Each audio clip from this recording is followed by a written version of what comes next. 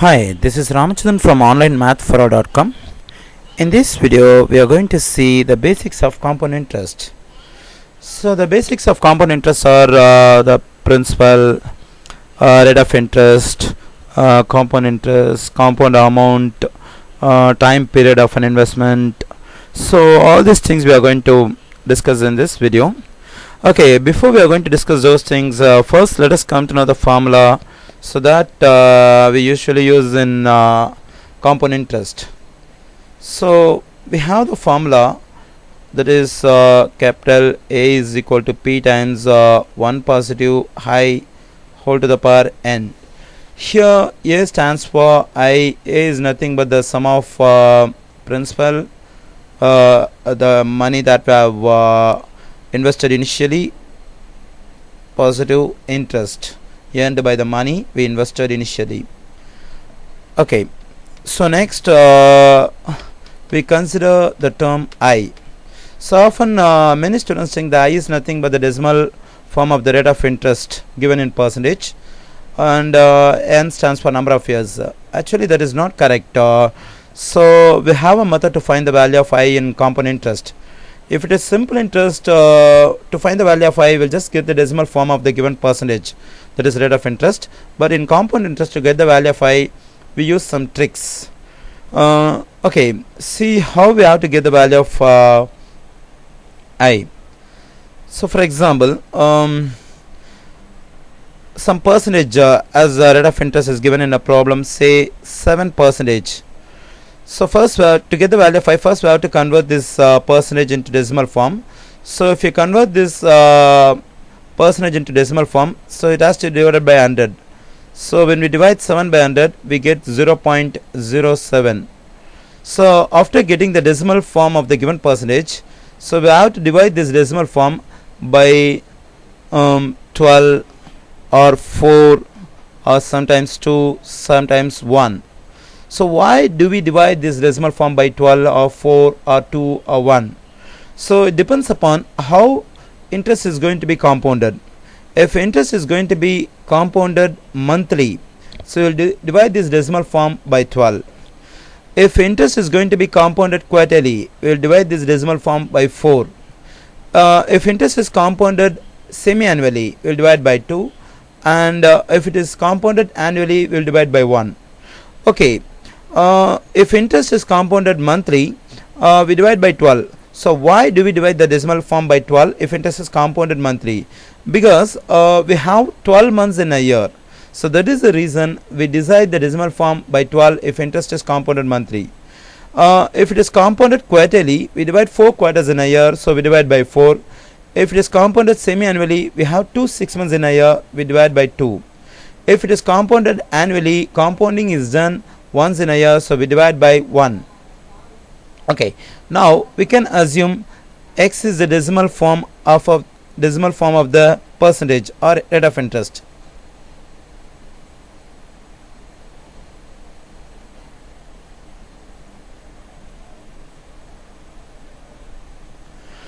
Okay, to find the value of I, how we use the decimal form x? I am going to divide the x by 12 when it is compounded monthly, and then to get the value of I divide x by 4 if interest is compounded quarterly, and I divide x by 2 if it is compounded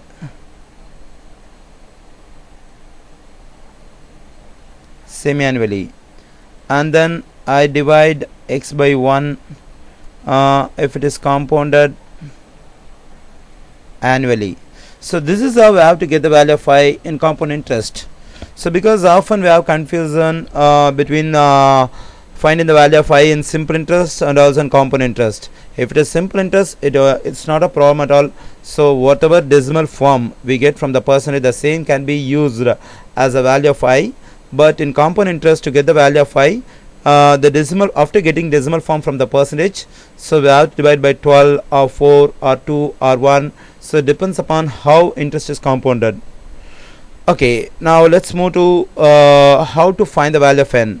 So often we people think so the n stands for number of years in which money is going to be invested. So that is not correct. To find the value of n, we have a formula. So to find the value of n, we have a formula that is number of years times number of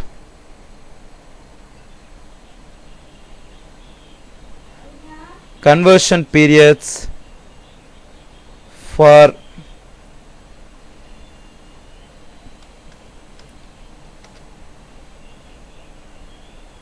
number of conversion periods for 1 year.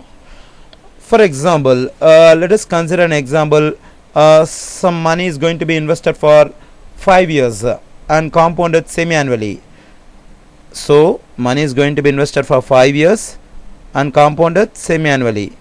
So if it is semi-annually, number of conversion periods for 1 year will be 2, because we have 6 months in 1 year. So that is why I'm saying number of conversion periods for 1 year is 2 when it is compounded semi-annually. Okay, so for this case, to find the value of n is equal to, first we have to write number of years, that is 5 times number of conversion periods for 1 year will be 2. So in this case the value of n is 10. So this is how we have to find the value of n. So in compound interest, if you want to find the value of n, so you just have to apply the formula, that is number of years times number of conversion periods for 1 year. I hope now the students will be able to understand how to get the value of I and how to get the value of n in compound interest. That is in compound interest formula, that is a is equal to p times 1 positive I whole to the power n. Okay students, based on what we have learned so far, let us do an example problem by using the concepts what we have learned. Okay, let's move to the next page. Okay, so in this page I'm just going to take an example, that is principal is going to be $2,000 and rate of interest is going to be 10%, and time period is 2 years, and compounding is done quarterly, that is interest is compounded quarterly. So this is a problem we are going to discuss now. Okay, now our aim is to find amount after 2 years and also interest earned by the investment $2,000. So these are the two things we have to find. Okay, now we can take the formula, capital A is equal to P times 1 positive I whole to the power n. Okay, first we know the value of P, that is $2,000, so that can be taken directly, and for the value of I, first we have to get the decimal form of the given percentage, that is 10% is given as rate of interest. So first it has to be converted into decimal. So when you convert 10% into decimal, so it has to be divided by 100. So when you divide 10 by 100, it will be 0.1. So the decimal form of the given percentage is 0.1. So to find the value of I, this decimal form divided by 4. So do you know the reason for why I divide 0.1 by 4? So the reason is interest is compounded quarterly. We have 4 quarters in a year, that is why I divide the decimal form 0.1 by 4. So when you divide 0.1 by 4, so we'll get the answer 0.025. So the value of I is 0.025. So that we can plug for I. So instead of I, we write 0.025. Now our aim is to get the value of n. So how can we get the value of n? So in my previous page, I gave you the formula to find the value of n in compound interest, that is number of years times number of conversion periods for 1 year. In our problem, the number of years is 2 times number of conversion periods for 1 year. So it depends upon how interest is compounded. So in our problem, interest is compounded quarterly. So number of conversion periods for 1 year will be 4. So 2 times 4 will be 8. So the value of n in our problem is 8. So A is equal to $2,000 times 1.025 to the power 8. So A is equal to $2,000 times the value of 1.025 to the power 8 will be 1.2184. A is equal to, when you multiply these two values, 2436.80. So amount is 2436.80. So we invested $2,000. After 2 years, for 10% rate of interest and for compounding quarterly, so we get the amount 2436.80. It includes the principal we invested 2,000 plus interest. Okay, from this if you want to find the interest, it's very simple. To find compound interest, we just have to subtract principal from the amount. So the amount is 2436. Just now we found 0.80 negative.